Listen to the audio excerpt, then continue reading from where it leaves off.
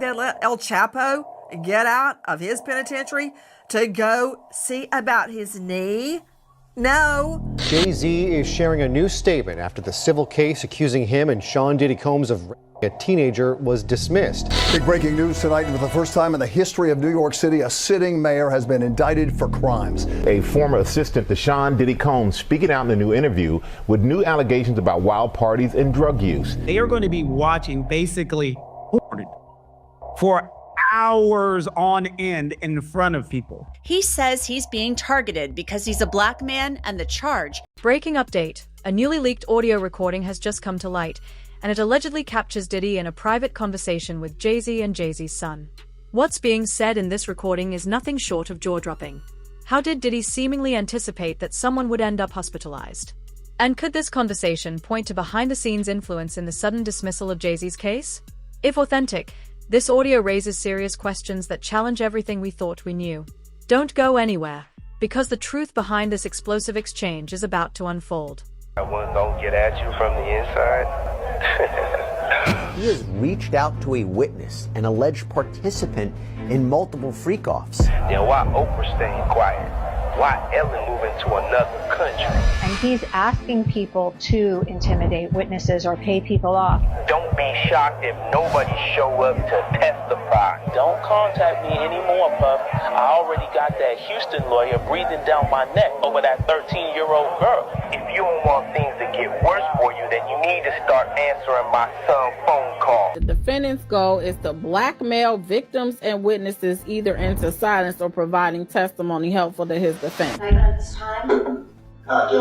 New York is having a problem with leaks in this Diddy case, with alleged video of the court hearings already on the internet and leaked phone calls where he's calling witnesses. Things are getting out of control and you won't believe what he says on these calls. Recently, the DA released that Diddy was contacting witnesses from jail and they were saying this is the reason that he shouldn't get bail. He was using other inmates' phone calls to three-way people who would then call the witnesses, and that's who he spoke to over the phone.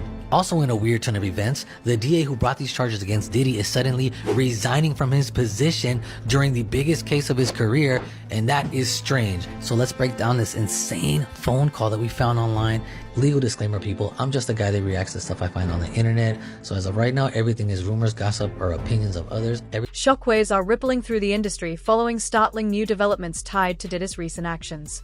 Weeks before the headlines broke, he allegedly told his son he had one last move that could get him out of jail. Then, in the early hours of February 2nd, Diddy was quietly transported from jail to a Brooklyn hospital for a late-night MRI. Just days later, the case involving Jay-Z was abruptly dropped. What really happened inside that hospital? And who did Diddy speak with that may have set off a chain reaction leading to the dismissal? If the pieces connect, this revelation could force a complete re-evaluation of everything we thought we understood about this unfolding saga. El Chapo get out of his penitentiary to go see about his knee? No, he had to dig an underground tunnel and leave on a motorcycle to get out of there. So why is Diddy getting raced out in the cover of darkness, we keep hearing? Why does he get the cover of darkness? Why does he get taken out because he needs an aspirin? Help me, Dr. Hendricks. Well, I'll tell you, each inmate gets a physical within 14 days of their arrival at any facility. And I'm sure, based on reports of him having several knee surgeries throughout the years after being a marathoner back in 2003, so this may have been in the works in terms of getting him out for an MRI, because I know that they don't have that equipment at the institution.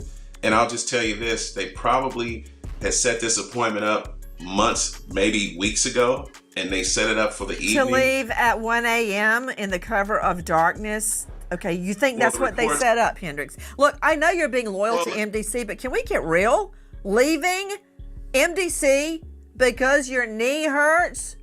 Have you seen that POC? Jay-Z is sharing a new statement after the civil case accusing him and Sean Diddy Combs of raping a teenager was dismissed. The woman who filed the lawsuit back in October accusing Jay-Z, whose real name is Sean Carter, and Combs of raping her after an awards show in 2000 when she was 13 years old. Both Carter and Combs have denied any wrongdoing. According to a new court filing, the case was dismissed yesterday after the accuser's withdrawal. In a new statement shared through Rock Nation, Jay-Z wrote that the claim hurt his family and loved ones, writing, quote, "I would not wish this experience on anyone," adding, "The frivolous, fictitious, and appalling allegations have been dismissed. This civil suit was without merit." Just listen closely to what Diddy said to his son. He spoke with absolute certainty, fully convinced he was going to walk free. That level of confidence is startling, and it suggests there was a strategy in motion long before anyone else caught on, a plan that caught everyone off guard. This is allegedly a call that he had, and there's a lot of talk, a lot of code words in there, so we're going to listen to it together. Check it out. Do not entertain none of this nonsense and nothing over the phone. I'm going to need you to get rid of all the leftover pizza boxes. The what? All the boxes leftover. Now, this alleged leaked call from Diddy in prison was talking about getting rid of pizza boxes. Now, if you know your stuff and you're privy, you know exactly what pizza stands for, and that's probably what they're talking about and referring to on this alleged leaked call. Pizza, for those who don't know, I'm gonna make it very clean. It has to do with children and selling. Make sure you recycle the plastic like we talked about. Now, in this alleged phone call, he starts talking about someone named Jay. People are speculating that maybe Jay-Z, but there's no confirmation. At the same time, he talks about recycling plastic. I don't know what that could mean. If you guys have any idea, comment and let me know. Everybody out there quiet as Yeah, exactly. We gonna let them have their little fun, but I'm still gonna have the last laugh. I mean, it seems by the call that he's looking for help. He's saying that a lot of people are quiet, I guess people that are on his side, and that he's gonna have the last laugh at the end. Man, just do what I told you to do, and don't forget about the list. And then he goes on to say, don't forget about the list. And we don't know what that list is or what that implies, but this is pretty crazy. Do I think this is legitimate? There is no confirmation yet if this is legitimate or not, but this is the... Did that call cross a line? Was pressure applied behind the scenes to influence the case involving Jay-Z, or even Diddy himself? And if so, who authorized Diddy's late-night removal from jail in the first place? These questions become even more troubling given what prosecutors were reportedly already aware of at the time. According to emerging call records, Diddy may have been attempting to contact individuals connected to the case, raising alarms about possible interference. If true, it forces a hard look at how such access was permitted and whether critical safeguards failed.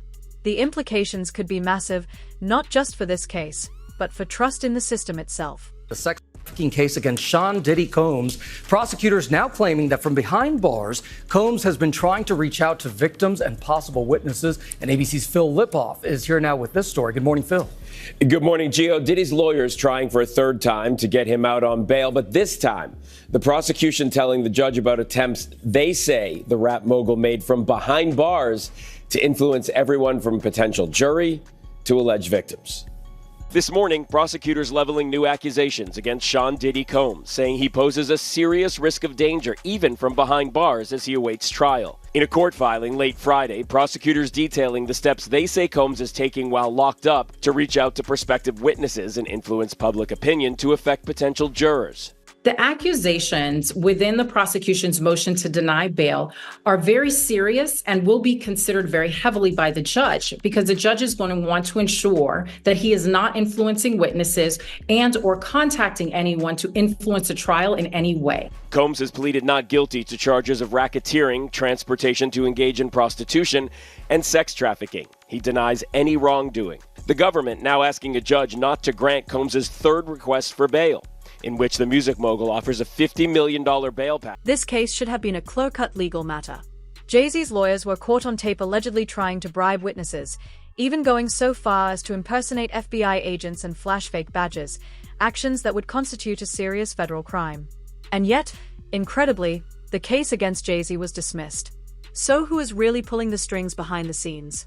Could Diddy's powerful connections, including rumored ties to New York's mayor, have influenced this extraordinary and unprecedented outcome?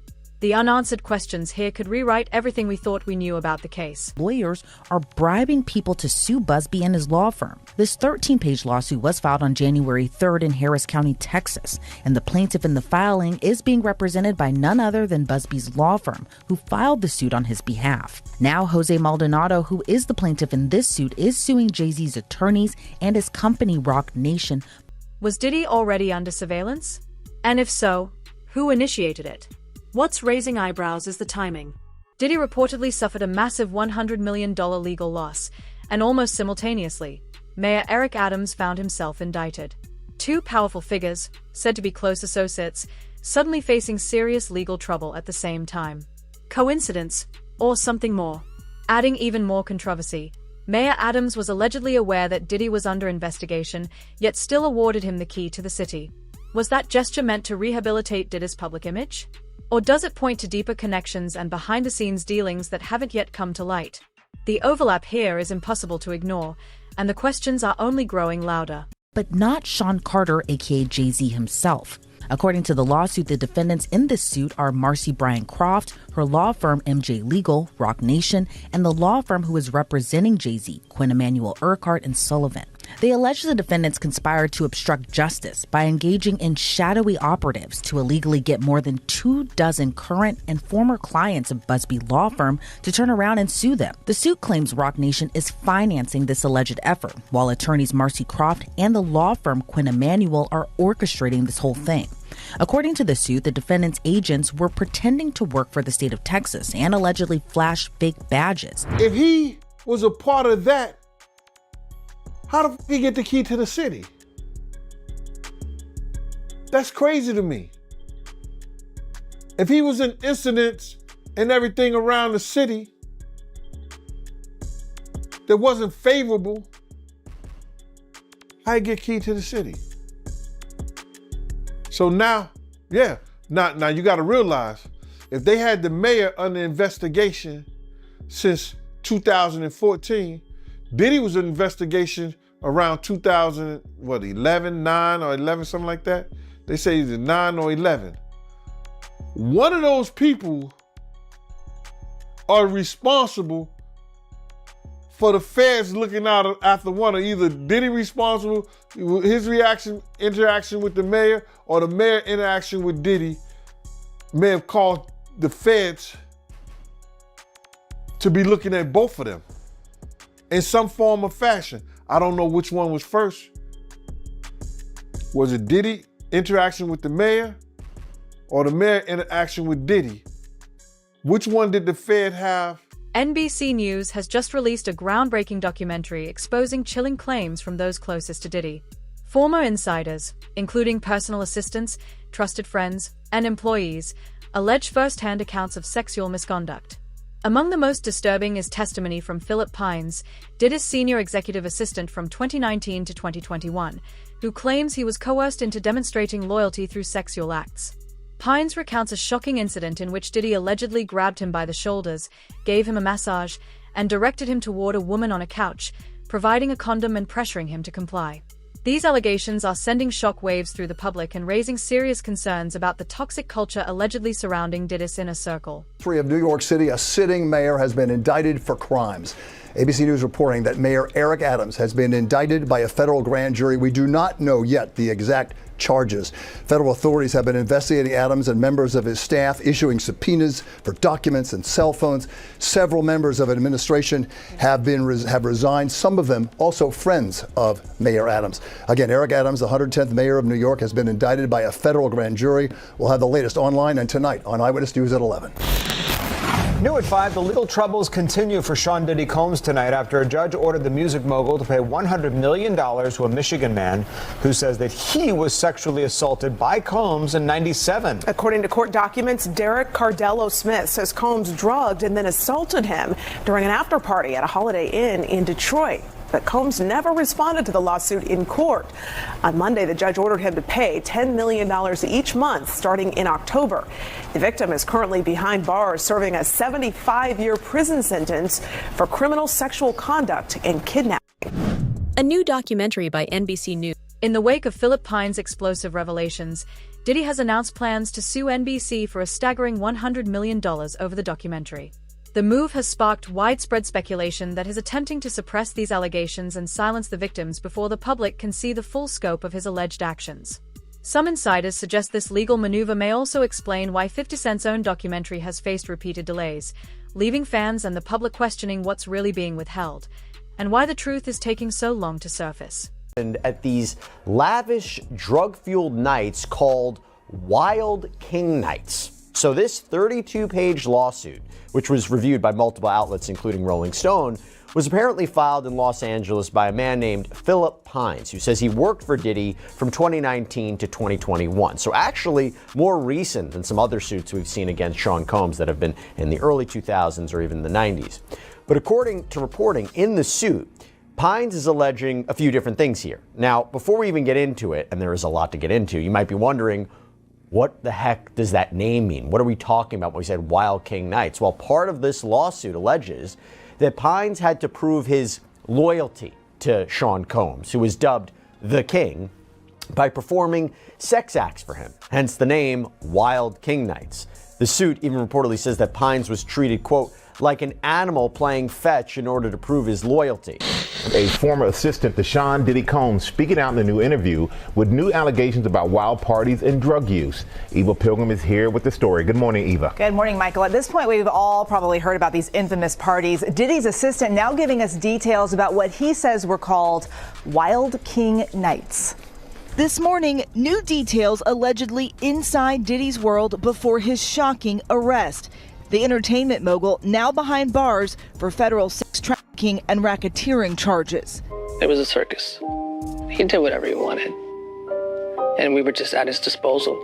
Phil Pines was Diddy's senior executive assistant from 2019 to 2021. He says his then boss asked him to purchase supplies for parties dubbed Wild King Nights. We usually had a laundry list of items that included lights, alcohol, marijuana, ketamine, molly. Those requests started to become more frequent. Pines claims many of these parties involved younger women. A lot of times you would have him with a younger female, and there's a power dynamic there. A more impressionable girl is easier to reel in. Consent is between the people that are engaging, and I wasn't there in these situations to understand. The most jaw-dropping detail? No matter what legal moves Diddy makes, the so-called freak-off tapes are destined to be played in court for all to see. Prosecutors have confirmed that these recordings, handed over during discovery, will be presented to the jury. Some of the tapes have already been reviewed by a grand jury in a separate case, giving a glimpse of the explosive content. Adding another layer to the story, Courtney Burgess, known to be a close friend of Kim Porter, is reportedly the one who provided these tapes to the FBI, setting the stage for a courtroom showdown that could change everything we thought we knew. NBC for $100 million over its Peacock documentary about him. According to docs obtained by E! News February 12th, the Bad Boy Records founder filed a lawsuit against NBC Universal seeking $100 million after Peacock, the streaming service owned by the media company, released the documentary Diddy, The Making of a Bad Boy. In the filing, Combs, who is currently in jail on sex trafficking and racketeering charges, accuses NBC Universal of defamation and alleged that the company maliciously and recklessly broadcast the documentary, which included claims that the rapper committed crimes like serial murder and sexual assault of minors without having a shred of evidence.